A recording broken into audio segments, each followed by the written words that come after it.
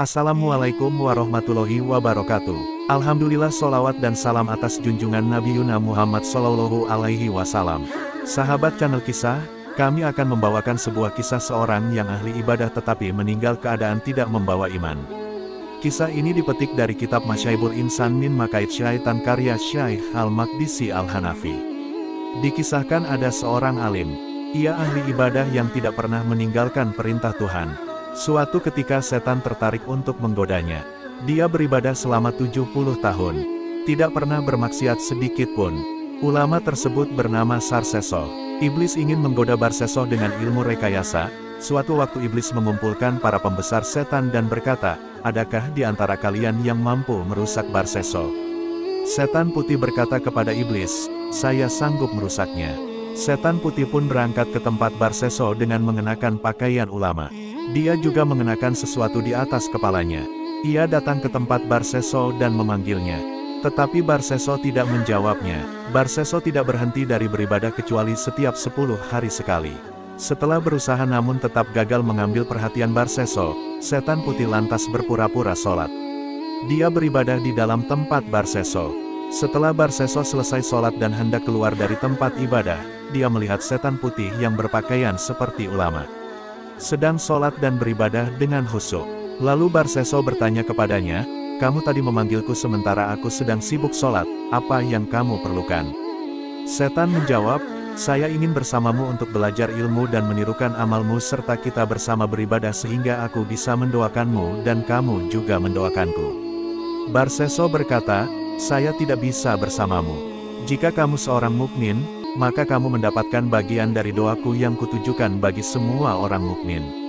Kemudian Barseso beranjak sholat dan meninggalkan setan itu, maka setan beranjak sholat dan setelah itu Barseso tidak menoleh kepadanya selama 40 hari. Setelah Barseso selesai sholat, dia melihat setan sedang berdiri sholat.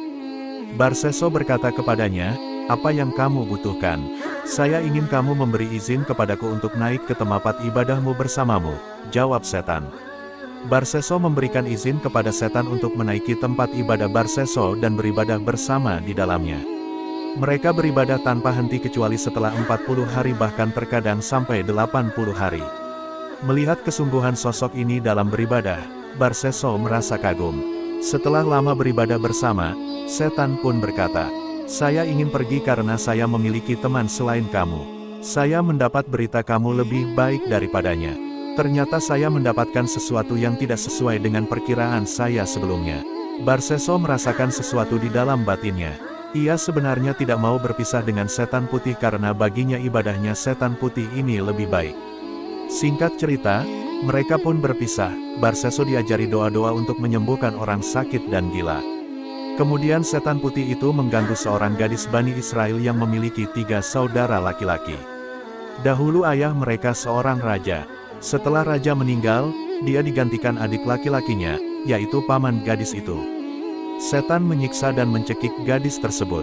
Lalu setan datang kepada keluarganya dan mengabarkan tentang Barseso yang mampu mengobatinya.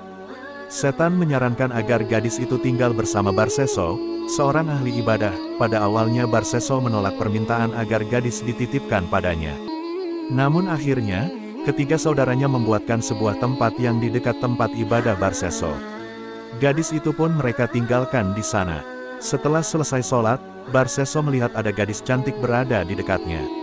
Lambat laun Barseso mulai jatuh hati dan tergoda. Lalu setan merasuki gadis itu. Barseso berdoa dengan doa yang diajarkan setan kepadanya. Setan pun keluar dan pergi dari gadis itu.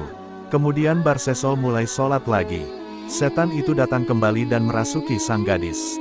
Maka tanpa sengaja busana gadis itu terbuka dan setan berbisik kepada Barseso, "Gaulilah gadis itu dan setelah itu kamu bisa bertaubat." Setan pun berhasil. Barseso menggauli gadis tersebut hingga hamil. Kemudian setan berkata kepada Barseso, "Celaka kamu Barseso, bila perbuatanmu itu terungkap. Maukah kamu membunuhnya dan setelah itu kamu bisa bertaubat?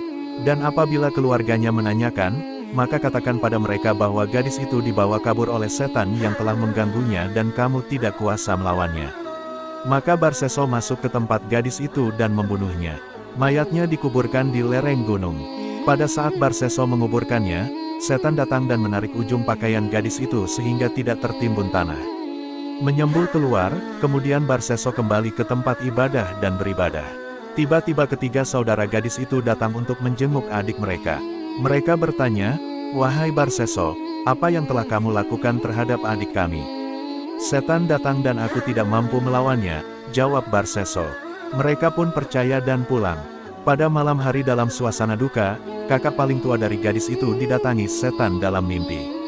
Setan memberitahukan kejadian asli yang menimpa adiknya. Namun dia tidak percaya. 3 kali datang ke dalam mimpinya namun tetap tidak dipercayai. Setan pun datang ke saudara yang kedua dan ketiga. Kemudian ketiganya bertemu saling menceritakan mimpi sama yang mereka alami.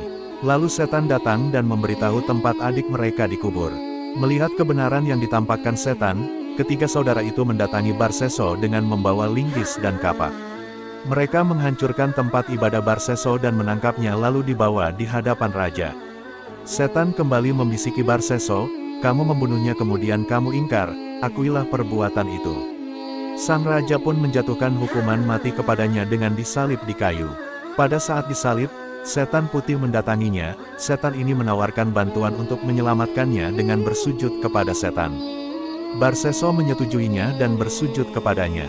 Setelah itu setan pun meninggalkannya dan berujar, "Wahai Barseso, inilah yang saya kehendaki darimu. Akhirnya kamu mengikutiku dan kafir terhadap Tuhanmu.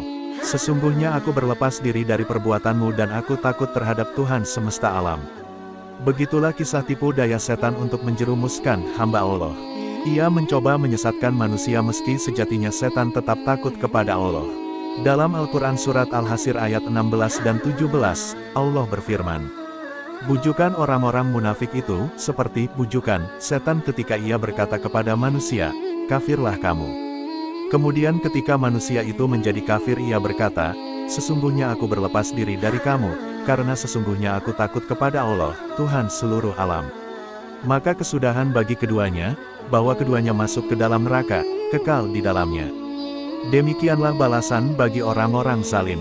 Demikian kisah ahli ibadah Kiai Barseso yang pada akhir hayatnya mati suul khotimah karena tipu daya setan. Hikmah yang bisa diambil kisah ini menjadi pembelajaran bagi kita untuk tak mengusahakan diri kita sebaik mungkin menjauh dari segala larangan Allah. Jangan sekali-kali berpikir untuk sengaja berbuat maksiat karena nanti Allah akan mengampuni dosa hambanya. Sebab kita tidak tahu, apakah setelah melakukannya kita masih diberikan kesempatan bertaubat atau tidak. Dan kita tidak tahu, apakah setelah berbuat maksiat apakah kita masih diberikan kesempatan hidup dan memperbaiki segalanya. Selain itu, penting juga untuk kita memahami bahwa ibadah juga harus diimbangi dengan ilmu. Karena saat dibarengi dengan ilmu, keimanan, dan ketakwaan kita akan lebih kuat, membuat kita lebih memahami mana yang baik dan buruk dengan lebih jelas. Sehingga ketika godaan muncul, kita akan bisa menepis dan tidak terjerumus dengan hal itu. Semoga Allah senantiasa membimbing kita pada jalan yang lurus, serta mendekatkan kita pada lingkungan yang baik dan orang-orang yang soleh. Amin ya rabbal alamin. Wassalamualaikum warahmatullahi wabarakatuh.